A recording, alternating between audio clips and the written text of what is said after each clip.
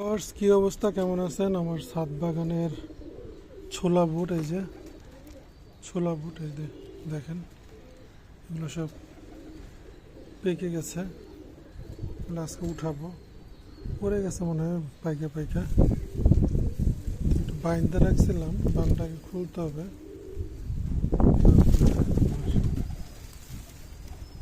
উঠাইতে হবে।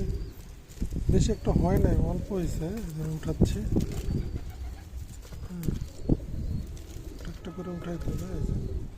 এই যে এখানে দু তিনটা আছে, তিনটা। এখানে তো নাই, কিন্তু এইটার ভিতরে আছে একটা, কোথাও একটা দুইটা।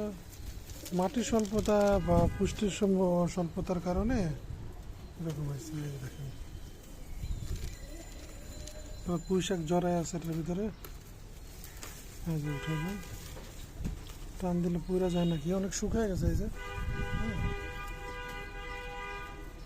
বের করি একে একে।